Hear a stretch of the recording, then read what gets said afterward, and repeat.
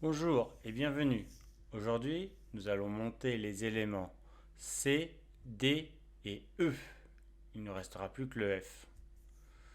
Je vous présente les cotes de l'élément C, anciennement appelé le pied 25. C'est la partie basse qui va venir avec les coins réaliser la périphérie de l'élément bas, qui était la pièce A. Donc avec toutes ces codes, normalement, vous êtes capable de le reproduire vous-même. Donc là, je vous ai mis les noms des pièces, mais pour l'instant, elles ne vous apportent rien. Là, maintenant que je les ai positionnés, bah, je positionne où vont être les biais, donc avec un feutre, très pratique, pour ne pas se rater. Donc là, je dessine partout où il va falloir que je biseaute les coins des différentes pièces. Comme la découpe n'a pas bien, enfin, comme j'ai pas voulu découper à fond, bah, je finis la découpe au cutter, hein, comme vous devriez faire si vous n'avez pas de découpeuse laser et que vous avez tout tracé. Donc surtout, on se protège, on met une barre, une butée et on fait que des mouvements de tirage. Ça veut dire on tire la coupe vers soi et que en ligne droite. On ne s'amuse pas à vouloir faire à la moitié, non, on fait que des traits continus et droits. Ça évite bien des problèmes. Donc là, on n'hésite pas aussi à laisser les parties en trop de côté, parce qu'on va on va s'en servir après par la suite. Et on délimite bien. Vous voyez, je ne fais que des traits dans un seul sens. Et après, je tourne la pièce pour obtenir les différents angles que j'ai besoin. Donc, tout simplement, on prend son temps. Si ça ne veut pas venir du premier coup, on fait une deuxième, et puis ainsi de suite. Donc là, j'ai la pièce C1, 0. Donc là, j'ai toutes les pièces. Genre, pour voir soi-même, on repositionne toutes les pièces. Tout est là. On peut attaquer les biais. Donc là, on fait attention. Là, je fais tout au cutter. De préférence, recouper la lame de votre cutter. Ça vous fera une coupe plus franche. Sur cette pièce-là, ça ne se verra pas, mais tout à l'heure, vous verrez, je galère un peu plus. Bon, là, j'essaie de vous montrer le biais qu'il faut faire. Hein. Donc, un biais de minimum 45 degrés. On peut faire un peu plus, mais 45, c'est bien. Enfin, c'est là où vous aurez le plus de contact avec la pièce d'à côté et donc une meilleure tenue. Mais bon, on renforcera la pièce quand même. Comme ça, on sera tranquille.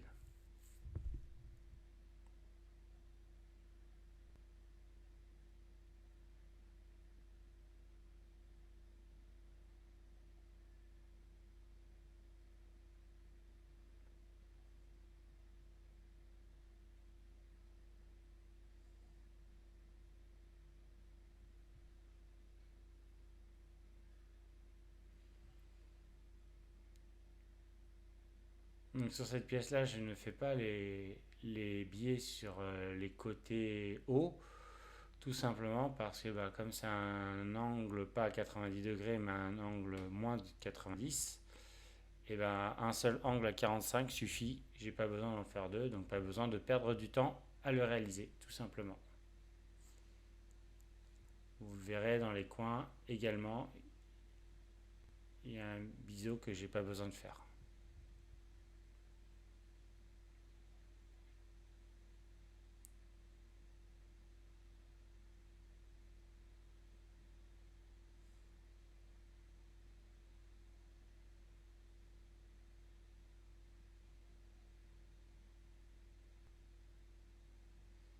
Donc vous inquiétez pas, je suis quand même à la vitesse 4. Ça veut dire que je mets 4 fois plus de temps pour réaliser ceci.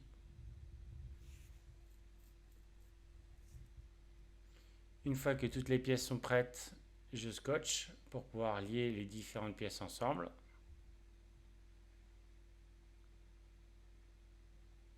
Je découpe le petit surplus et je les repositionne ailleurs.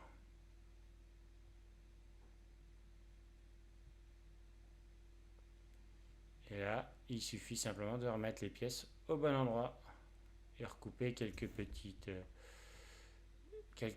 endroits pour que le scotch puisse bien entourer toutes nos pièces sans faire de plis, ce qui garantit un collage et un maintien complet.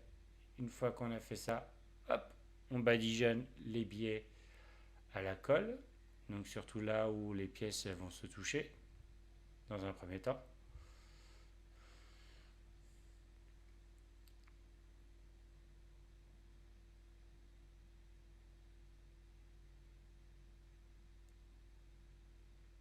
Ensuite, on commence à faire les plis et à les maintenir en place.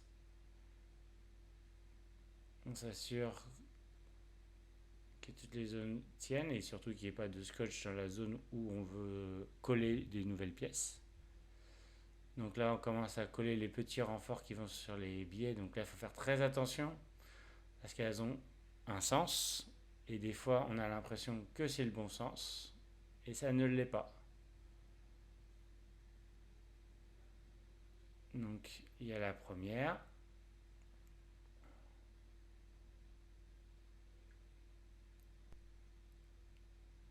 On remet un peu de colle.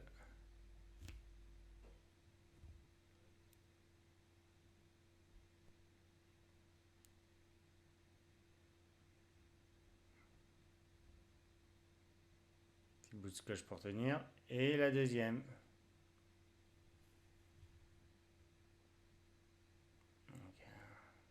N'hésite pas à hésiter avec la colle. Hein. Bien mettre au contact. Et puis bien contrôler. Et si ça ne va pas, c'est qu'il y a un problème. On revérifie à vue de nez. Et évidemment, je n'ai pas bien repéré ou identifié chaque pièce. Et j'ai confondu les deux côtés. Les pièces s'assemblaient à peu près, mais pas parfaitement. Donc, je suis obligé de recommencer. Je remets un peu de scotch pour refixer et je vais rebadigeonner le tout de colle.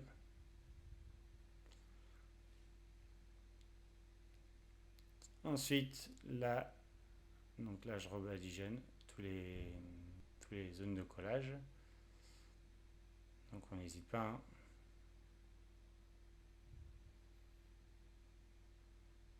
Il n'y a rien de compliqué. Hein. La forme est un peu plus difficile, mais si vous arrivez à faire les conteneurs ou les bases, et ben, techniquement, vous êtes capable de faire ces éléments-là. Tous les éléments que je vous montre est à la portée de tout le monde. Il suffit juste de bien comprendre les instructions et de ne pas se tromper dans les codes. Et là, je mets quelques pièces pour renforcer, parce que j'ai toujours eu tendance à m'apercevoir que malheureusement, tout ce qui est angle à 90, de temps en temps, ça fluctue un petit peu et donc là je mets quelques renforts. Donc surtout ne pas hésiter et surtout faire très attention que ça ne dépasse pas le plan qui normalement devrait, enfin qui va pas fermer parce que je cherche à faire de l'ouverture, mais le plan où on va être de côté. Donc là je vous présente les cotations de la partie D, anciennement appelé le coin 25. Donc évidemment, pourquoi 25? Parce qu'il en faut 4 pour en avoir un. Donc ça, c'est que le 1 coin. Et il en faut 4 pour le bastion, tout comme le pied. Et le renfort que nous verrons par la suite. J'espère que vous arrivez à bien voir les distances. Sinon, n'hésitez pas à mettre un peu de pause et puis de redessiner ça sur une petite feuille de papier. Il n'y a rien de compliqué. Donc là, on a repositionné tous les biais. Et puis là, la découpe était suffisamment puissante, donc il n'y a pas eu besoin de recouper chaque pièce. Donc les pièces sont libres. Donc là, la partie où c'est le petit triangle, je vais faire que 2 biais. C'est pas la peine de faire les 3 parce que je vais faire un biais sur la partie basse. Voilà. Donc on refait la même chose sur le deuxième petit triangle. Donc c'est les pièces les plus galères parce qu'elles sont relativement petites Et avec les gants, on n'a pas une grande adhérence. Et puis, il va falloir que je pense à changer mon calendrier du sol et peut-être investir dans un tapis de découpe. Parce que c'est vrai que le carton, c'est pas cher. Mais une fois que c'est bien entamé, on est bien en galère. Et puis, je perds quand même un carton pour la suite. Donc là, je fais le petit triangle. Et donc, le petit triangle, bah, il faut couper des biais que sur trois côtés. Donc je ne sais pas si vous avez remarqué, malheureusement j'ai mis sur les quatre. Donc je vais le faire sur les quatre. Alors que je ne devrais pas.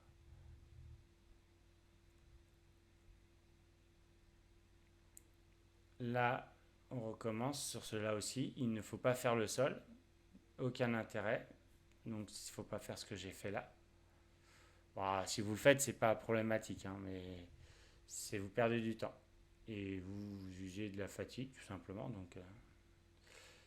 Mais j'espère bientôt pouvoir faire une panoplie complète où je dessinerai, tracerai et peut-être que je le mettrai en vente, je verrai sur le bon coin si je le fais. Genre bah, le carton et tous les plans de découpe. Et vous n'aurez plus qu'à finaliser la découpe ou peut-être que je découperai complètement pour 5 ou 10 euros avec les frais de port. Mais bon, j'ai deux trois personnes qui ont déjà demandé, donc je vais valider l'essai avec eux déjà. Et s'ils disent que ça convient, ben, je le mettrai peut-être en vente pour les autres. Donc là, bah, toujours pareil, hein, on met le scotch pour tout tenir. Donc là, il n'y a besoin que d'un scotch pour faire toute la boucle, hein, parce que bah, voilà, ça fait un carré. Donc on n'hésite pas. Et un peu plus long pour que ça puisse se rescotcher sur les autres. Ensuite, on passe sur la pointe et on fait les deux petits triangles, rien de compliqué. Donc là, on n'hésite pas non plus à remettre un peu de scotch et à bien, à bien compléter en colle, un petit peu au fond. Parce que ben, malheureusement, la pointe, c'est la partie la plus sollicitée de l'élément. Malheureusement, on ne peut pas la garder verticale, la tête en bas, donc sur le côté. Nous passons à l'élément renfort, donc le renfort 25, la pièce qui s'appelle E, donc 5 pièces et 3 éléments différents, tout simplement. Oui, les deux petits côtés sont identiques et le haut et le bas sont également identiques. Et l'élément haut et l'élément bas eh ben, est le même que celui du pied 25. Mais bon, donc là, on identifie bien tous les biais. Donc là, sur les rectangles, il faut biseauter tous les côtés. Et sur le haut et le bas, bah, il y a juste les parties en biais, celle-ci et l'autre à faire. Ne pas faire le côté bastion, parce qu'on veut avoir une bonne surface. Alors que les éléments de côté seront obligés d'être biseautés, parce que sinon c'est eux qui seront en contact avec le bastion et on ne sera pas parfaitement jointif, ce qui serait dommage. Donc voilà, on continue et vous voyez, je suis obligé de faire un peu plus parce que ma lame commence à être un peu émoussée, donc il va falloir prévoir de la changer. Enfin, la casser tout simplement, hein, parce qu'une lame comme ça, on peut en faire plusieurs. Donc surtout, ne pas hésiter. Là, on commence à forcer. Qu'est-ce que je fais là? Ah non, ça c'est les parties plats. J'ai cru que j'étais en train de biseauter la partie côté bastion. Donc voilà, on prend son temps. On n'hésite pas et on regarde bien. Qu'on arrive bien juste à fleur de la partie extérieure.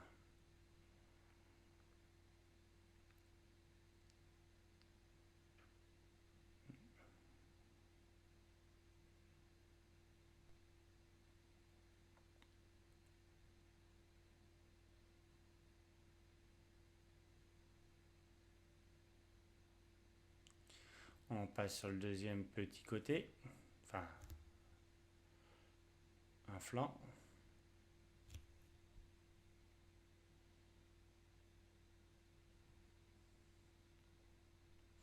Donc surtout, hein, si vous avez le moindre souci, ne pas hésiter à me le dire en commentaire. Je suis prêt à adapter les vidéos pour pouvoir vous faciliter la vie.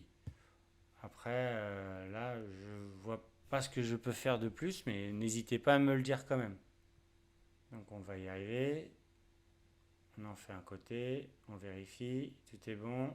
On fait un petit peu de nettoyage. Hop, poubelle. Alors, on ne devrait même pas le mettre à la poubelle, mais bon. J'en ai beaucoup, donc on verra par la suite. D'autres éléments par la suite à faire.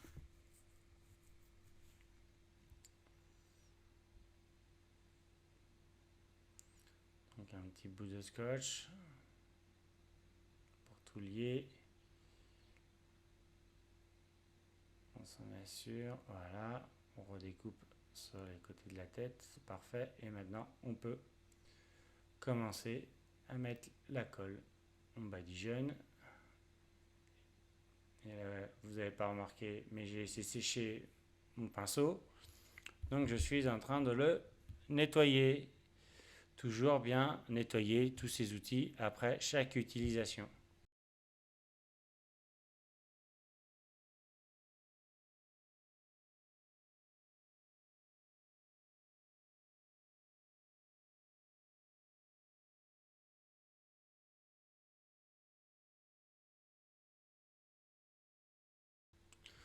Donc là, on refait tous les angles, on remet un petit surplus de scotch pour bien lier chaque élément, ce qui permettra un collage plus solide et une liaison de meilleure qualité. Donc là, on se met un peu de surplus de colle, tout simplement. Et une fois qu'on a bien badigeonné tous les coins, et ben on va venir remettre des renforts en papier.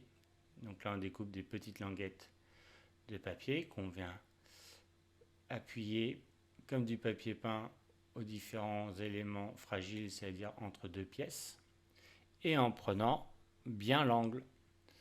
Donc le mieux, c'est de plier légèrement le papier avant de l'appliquer sur la zone qu'on veut, et l'imbiber de colle aussi bien extérieur que intérieur. Une fois qu'on a lié tous ces éléments, on va laisser reposer le papier et la pièce surtout pendant un bon 24 heures, quoique au bout de 2-3 heures, enfin c'est de la colle à bois et en fonction de la température qui fait dans la pièce, ça peut sécher beaucoup plus vite. Mais un séchage, enfin un temps de repos suffisant est fortement conseillé. Donc 5-6 heures c'est déjà bien, 24 heures c'est l'idéal. Mais bon, des fois on ne dispose pas de ce laps de temps. Donc là j'ai bientôt fini. Voilà, on rebouche, on finit les derniers et on remet un peu de colle. Là je remets un peu de colle à un autre élément, c'est pas celui qu'on a fait. Et voilà, c'est fini.